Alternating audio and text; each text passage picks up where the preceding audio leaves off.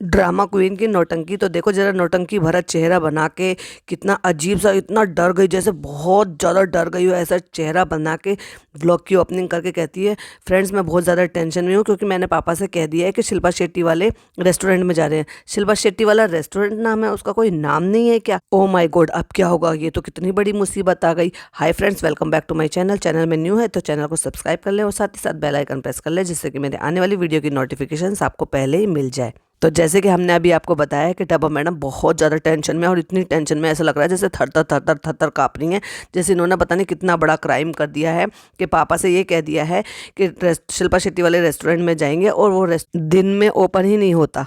मंद बुद्धि, पहले कम से कम ये तो चेक कर लेती वो कब खुला होता है कब नहीं खुला होता है, उसके विजिटिंग आवर्स क्या होते हैं, उनकी एंट्री कब होती है नहीं होती है, अवेलेबिलिटी है या नहीं है, और बुकिंग है या नहीं है, कम से कम ये तो पता कर लेती। और पापा के नाम से डरा रही है, पापा के नाम से।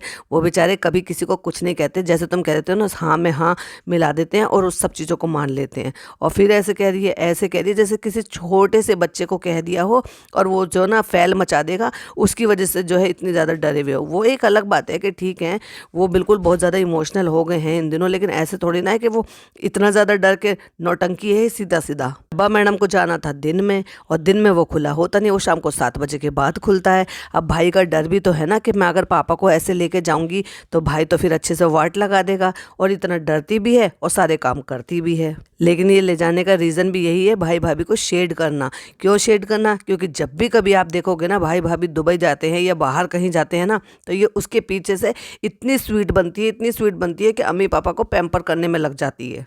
और टाइटल तो देखो क्या डाल रखा, फर्स्ट टाइम पूरी फैमिली को लेकर गई पापाज फेवरेट प्लेस। तो ये भाई भाभी को शेड करना नहीं हुआ तो क्या हुआ? मतलब इतने साल हो गए यहाँ पे मुंबई में रहते हुए, लेकिन भाई भाभी एक बार भी पापा को ऐसी जगह पर नहीं लेकर गए।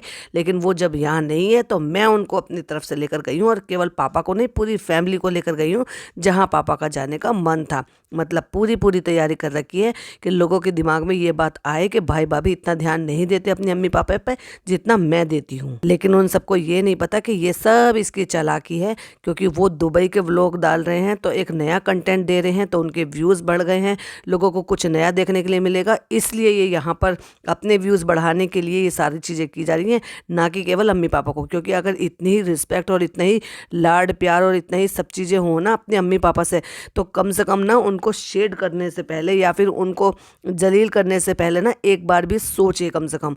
ऐसे तो ये पापा को हर जगह पे यही बोल देती है कि अपने भाई को कि मेरे पापा का फ़र्ज़ निभाया अपने पापा के होते हुए भी, और ऐसे ही अपनी अम्मी और खाला को हर टाइम जलील करती रहती है। कभी उनकी जो भी वो आपस में बातें करती हैं उनके लिए, कभी उन्होंने जो मेकअप लगा लिया, जब उनको नहीं पता किस तरह से क्रीम लगाती है। तुम तो पिछले 5-6 साल से मेकअप कर रही हो ना, तुमने अब तक ये नहीं हो पाया कि तुम अपनी अम्मी को ये बता दो कि बीबी क्रीम किस तरह से अप्लाई करते हैं या फाउंडेशन किस तरह से अप्लाई करते हैं, या अम्मी क्रीम को किस तरह से लगाते हैं। पहले मॉइस्चराइज़र लगाते हैं, या मॉइस्चराइज़र दुनिया में अभी आया है, मॉइस्चराइज़र जो है 20-25 सालों से नहीं चल रहा है। कैसी नई बात बताती हो? और फिर 30 लाख लोगों के सामने उनको जलील भी करती हो। आखिरकार इतनी जलील हो गई वो कि मुंह ही धोई आई, कह रही अम्मी इतनी डरावनी लग रही हो, बच्चे डर जाएंगे। ये बात कहने की होती है? तो भाई किस बात का दावा करती हो कि तुम अपनी अम्मी से पापा से बहुत प्यार करते हो? भाई मैंने तो नहीं देखा किसी औलाद को सरेआम यानी कि नेशनल प्लेटफॉर्म पे इस तरह से शूट करके उनको इस तरह से बोलते हुए और फिर उसको अपलोड भी करते हुए। तो इसको हम क्या कहेंगे? डाउन टू अर्थ नहीं कहेंगे, इसको हम बदतमीज़ औलाद कहेंगे। आके कहती है मैं टेंशन में हूँ क्योंकि हम ना वहाँ पे नहीं जा सकते, क्योंकि हम दिन में जाना चाहते हैं और वो शाम को 7 बजे के बाद खुलता है। और जो है बाकी सारे लोग अपनी अपनी तैयारी कर रहे होते हैं, तो डॉटर खाला 2 सूट निकाल कर लेकर आती हैं दिखाने के लिए, ये पहनूं क्या वो पहनूं। फिर वहाँ पे पिज़्ज़ा सो रही होती है सोफ़े पर। देखो तो सही 2 कमरे हैं, लेकिन फिर भी वो सोफ़े पे सो रही होती है, और सोते हुए के मुँह पे कैमरा मार के कहती है ए पिज़्ज़ा उठो, हम वहाँ नहीं जा रहे, शिल्पा शेट्टी हमें वहाँ नहीं बुला रही है। और पीछे से अम्मी का ये कहने का क्या मतलब था? वहाँ पे रुमाली रोटी नहीं है बेटा, इसका क्या मतलब था? वो तो क्लैरिफाई किया ही नहीं डब्बा मैडम ने। और देखो जो घर में रह रहा है, जिसका नाम इन्होंने लिया था, इरशाद लिया था, घर की देखभाल कर रहा है, तो उसके लिए फनी पीछे से आवाज़ लगा के कहते हैं कि उसके लिए खाना ऑर्डर कर दो। मतलब बाहर जाने का प्लान था तो घर में कुछ भी नहीं बनाया है। तो रेडी हो जाती है पूरी फैमिली, और उतरते उतरते मैडम बताती है, मैडम का प्लान चेंज हो जाता है। फिर वो कहती हैं फिर हमने ये डिसाइड करा है कि हम पापा को ताज होटल लेकर जाएंगे। समझ गए ना, पापा का फेवरेट प्लेस कौन सा? ताज होटल। और फिर वो स्पेशली जो क्लिपिंग है वो स्पेशली शूट कराई गई है जब जो है नान है वो पापा को ऊपर लेने जाता है और पापा वहाँ पे रेडी हो रहे होते हैं, तो स्पेशली उनसे ये बात बुलवाई जाती है कैमरे पे कि हम कहाँ जा रहे हैं बताओ। तो कहते हैं कहाँ जा रहे हैं बताओ। तो कहते हैं कि वहीं आपने एक बार चालू अपी को मैसेज किया था कि वहाँ पे जाने का सपना होता है। मतलब उनको वो सारी चीज़ें दिखाई गई थी। आपको याद होगा पिछली बार जब ये ताज होटल गई थी तो ये दिखा रही थी अपने नेक्स्ट व्लॉग में कि पापा ने मुझे मैसेज करा था कि हर एक का सपना होता है ताज होटल में जाने का। तुम बहुत लक्की हो बेटे कि तुम वहाँ पर होकर आई हो। लेकिन वो लक्की कैसी थी पता है? कैसी लक्की थी? इतनी हिपोक्रेट है ये फैमिली। अभी आपको पॉडकास्ट के एंड तक रहिएगा, हम आपको बताते हैं।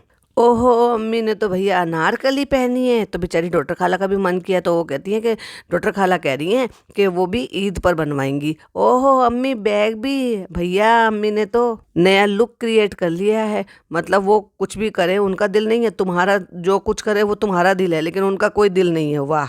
अब देखो यहाँ पे अम्मा एक कोई पिन्नी है जो पॉलीथीन होती है उसको ऐसे समेट के ना उसको पीछे छुपाया हुआ था कमर के पीछे।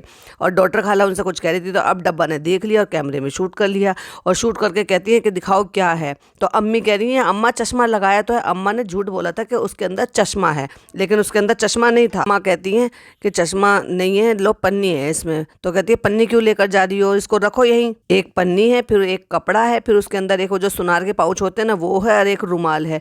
तो डॉक्टर खाला भी समझ गई हैं कि डब्बा को कौन सी चीज़ें बुरी लग सकती है और कौन सी चीज़ें वो अग्री करेगी। तो कहती है ये सब यही रखो, बस ये रुमाल और ये पाउच ही ले लो। मतलब हर चीज़ को खोल खोल के चेक करना इनका एक तरीके से पता नहीं क्या ही कहो भाई। देखो दोबारा से फिर से अम्मी को टोका। तो गाड़ी मंगाई है अब, क्योंकि भाई से इजाज़त ली होगी भाई की गाड़ी लेके जाने, क्योंकि भाई पापा को लेके जाना है। तो पापा और अम्मी जाएंगे भाई की गाड़ी में। तो जब अम्मी बैठ रही होती है फिर से कहती है, तो देखो भाई अम्मी का एक और नया लुक, तो आज अम्मी इस गाड़ी में जा रही हैं। और फिर टोक दिया घड़ी भी भैया। अरे भाई तुम लाकर जो चीज़ें दोगी वो उसका इस्तेमाल नहीं करेंगी तो फिर क्या ही फ़ायदा होगा। जैसे तुम भर भर कर रख देती हो ना, लाती तो ज़रूर हो लेकिन भर भर के रख देती हो, और अगर वो पहन रही है तो उसमें बुराई क्या है। जितनी देर नान ने बात करी है पापा से खड़े होके, क्योंकि पापा को घड़ी पहनाते हुए कह रहा है, पापा कह रहे कहाँ जा रहे हैं, तो कहता है और अच्छी जगह। तो कहता है कि याद है आपको, और भाई कितने कट लगाए हैं उस इतने से सीन में। मतलब वो कुछ सेकंड की वीडियो है लेकिन उसमें इतने कट लगाए हैं, क्योंकि जितना पोर्शन इसको चाहिए ना उतना पोर्शन इसने रखा। बाकी के एडिटिंग में इतने कट लगाए हैं कि जहां आपने जो है बहुत अच्छी जगह जा रहे हैं, आपने चालू अपी को मैसेज किया था वहां जा रहे हैं, जबकि पापा को याद भी नहीं था। फिर कहता है ताज होटल के बारे में, कहते ताज होटल जा रहे हैं, तो हाँ ताज होटल जा रहे हैं। अब पापा खुश। देव भैया कहते हैं कि आपने बोला कि वहाँ तो किस्मत वाले लोग जाते हैं, तो आज आपका किस्मत हो गया है। मतलब देव भैया ने भी इस बात को आखिरकार बोल ही दिया है कि आज आपकी किस्मत खुली है कि आप आज इतने सालों बाद ताज होटल जा रहे हैं, ये था मतलब। और अपनी गाड़ी में नानी और डॉक्टर खाला को लेकर चल देते हैं और बाकी के पिज़्ज़ा नान और बाकी सब भाई की गाड़ी में बैठ जाते हैं। तो कहती है और फनी ड्राइव कर रहा है इसलिए मैं आगे बैठ गई हूँ। तो कहता है तुम आगे बैठी हो इसलिए तो ड्राइव कर रहा हूँ मैं। अरे वाह। ताज होटल पहुंच जाते हैं तो कहते हैं टेबल अरेंज कराने में टाइम लग रहा है, जब पापा आ जाएंगे ना तब आएंगे। अम्मी और पापा आ जाते हैं, फिर फ़ोटो शूट होना। अम्मी कहती है मेरे फ़ोटो ले लेना यहाँ पे। कहते हैं जिनको जहाँ पे घूमना है सब जगह चले जाओ, हर जगह जा जाके एक्साइटमेंट में सब जगह जाओ और सब जगह अपने अपने फ़ोटो लो मेमोरी के लिए। और इस बार आप सिर्फ खाने के लिए आइए। अब हम बताते हैं जो आपको हमने पॉडकास्ट के शुरू में बताया था कि हिपोक्रेसी क्या है। देखिए भाई, ये जब पहले ताज आई थी ना, जब पिज़्ज़ा के नाम से आई थी कि पिज़्ज़ा को ताज होटल वालों ने बुलाया है, झूठा मोटा सा इनविटेशन लेटर भी उस लड़के से प्रिंट करवाया था अपने जो भी एडिटर है। और उसके बाद जब यहाँ पे आई थी तो घूमने फिरने के चक्कर में इसने इतना ज़्यादा लेट कर दिया था कि जो बुफे का टाइम था ना वो ख़त्म हो चुका था। और उसके बाद फिर इनको ये बताया गया कि आप जो भी चीज़ें लोगे वो इंडिविजुअली अलग अलग ली जाएंगी और उनके चार्जेस होंगे सबके अलग अलग। तो भाई इन्होंने बहुत ही कम प्राइस वाली चीज़ें चूज़ करी, वो भी इसको बहुत ज़्यादा कॉस्टली पड़ी थी। अब हिपोक्रेसी की हद देखो, जब यहाँ पर आई थी तो इतना व्लॉग बनाने के चक्कर में इतना शूट कर लिया कि खाना जब इनको इतना ज़्यादा महंगा पड़ा, इन्होंने भेलपुरी, मतलब जो सड़कों पे मिलती है भेलपुरी, वो ताज होटल में आके इसने भेलपुरी मंगा के खाई है। सैंडविच मंगा के खाइए, जो कि नॉर्मली सैंडविच लोग कहीं से भी लेकर, अच्छी बेकरी से लेकर खा लेते हैं। ताज होटल में आके ये सारी चीज़ें इन्होंने ऑर्डर करके मंगाई हैं, जिसमें एक जगह वो खोल कर देख रही थी कि पता नहीं चल रहा है कि इसमें चीज़ है क्या आलू है, जो पकोड़ा सा टाइप का था ना, जो फनी बोल रहा था। फनी से तो भाई क्या ही उम्मीद आप कर सकते हो। तो इसने इतनी भर भर के वहाँ पे बुराई करी। और हाँ, एक और पॉइंट नोट करो, इसने क्या बोला था वहाँ पर कि यहाँ पे केक अवेलेबल नहीं है। केक तो अवेलेबल था, तुम्हारी जेब अलाउ नहीं कर रही थी उसको, तो तुमने वहाँ पे केक ना लेकर के यहाँ पे केक अवेलेबल नहीं था। और देखो, इनका झूठ इनके ही ऊपर आकर पड़ जाता है, क्योंकि ये सब चीज़ें रिकॉर्ड करते हैं। तो जब आप यहाँ पर देखोगे कि खाना खा रहे हैं, खूब भर के खा रहे हैं, बुफे का ये हिसाब होता है कि भाई पर पर्सन का जो भी है एक अमाउंट सेट है, फिर उसमें आप पेट भरकर आराम से खाना खाइए, जितना मर्जी, जिसकी जितनी क्वांटिटी है, 5 रोटी, 10 रोटी, 20 रोटी, जिसको भी जितना खाना है वो पेट भर के खाया जाता है। बुफे का ये हिसाब किताब होता है। इसने यही सोच कर के हम 4 लोग 5 लोग जो भी जा रहे हैं, तो बुफे का जो पैसा लगेगा वो लगेगा, और लेकिन भर पेट करके खाएंगे और सब चीज़ें खाएंगे और सब चीज़ें शूट भी करेंगे।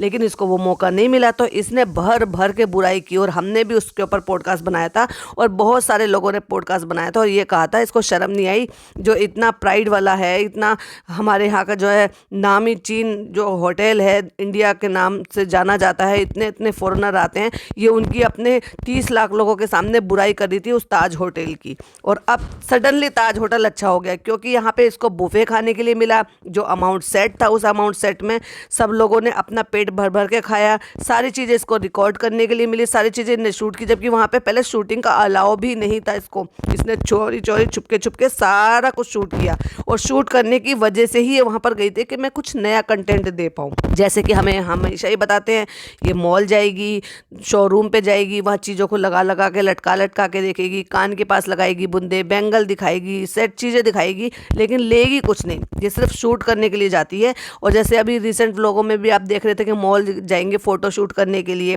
मॉल से कोई लेना देना नहीं है, लेकिन मॉल जाएगी, खर्चा करेगी, गाड़ी का पेट्रोल फूकेगी, डीजल फूकेगी, जो भी होगा गाड़ी में, लेकिन मैं वही कहूँगी कि जाने आने में बर्बाद करेगी और सिर्फ फ़ोटो शूट करेगी और आ जाएगी, क्योंकि ये कंटेंट देने के चक्कर में करती है।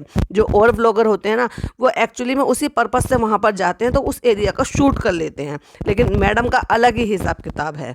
तो हिपोक्रेसी नहीं है तो फिर ये क्या है कि पहले तुम्हें सब कुछ जो है ना वो बहुत ही बुरा लगा था, सेम ताज होटल में, और अब तुम्हें वो सडनली सारी चीज़ें बहुत अच्छी लगी, क्योंकि अब तुम्हारे कन्वीनियंट के हिसाब से, जब तुम्हारी पॉकेट के हिसाब से नहीं था। खाना खाते हुए अम्मी को रायता अच्छा लग रहा होगा, तो उठा के दे के कह रही है कि लो अम्मी ये भी खा लो। अम्मी 3 कटोरी रायता खा चुकी हैं। मतलब अब पहले तो उनके ओढ़ने पहनने मेकअप पे सब टोका टाकी, अब उनके खाने पे भी टोका टाकी। तो अम्मी कहती हैं नहीं नहीं, तीसरा नहीं, चौथा। तो कहती है फ्रेंड्स इनका रायता भी बहुत अच्छा है। मतलब फिर अपने आप में झेप लिया कि कहीं लोग फिर मुझे ये ना कहें कि अपनी अम्मी को खाने के लिए टोक रही है, तो इसलिए बता दी कि रायता अच्छा है, इसलिए ज़्यादा खा लिया है। अब वही फनी जो बुराई कर रहा था कि ये ऐसा है वैसा है, इतना महंगा है, इतना ये है घूमने फिरने का, और वो केक नहीं है, अब वो कहता अल्हम्दुलिल्लाह सब खाना बहुत अच्छा है। पहले बात, तुमने खाना खाया कब था वहाँ पे?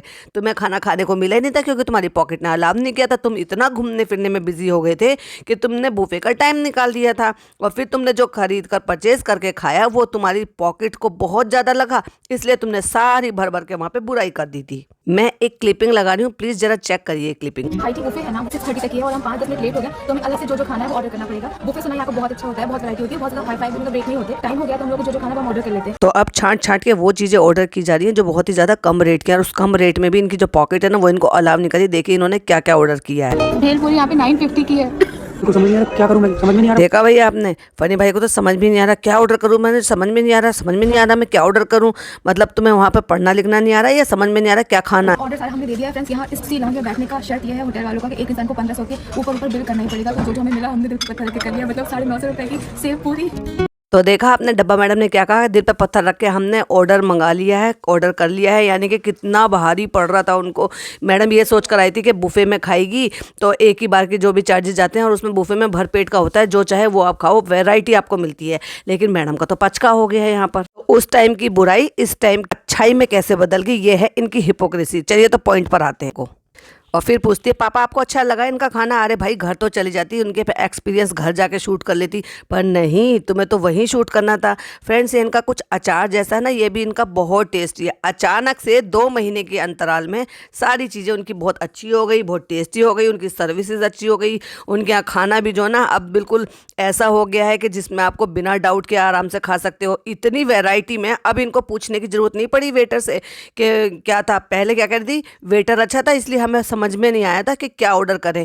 नहीं, तुम्हारी पॉकेट अलाउ नहीं कर रही थी। अम्मी से कह रही, अम्मी ये खाई? कहती हाँ 2 कटोरी खाई हैं। तो फनी फटाक से पीछे से कहते दोनों ही इंसल्ट करने में लगे पड़े हैं भाई अम्मी की।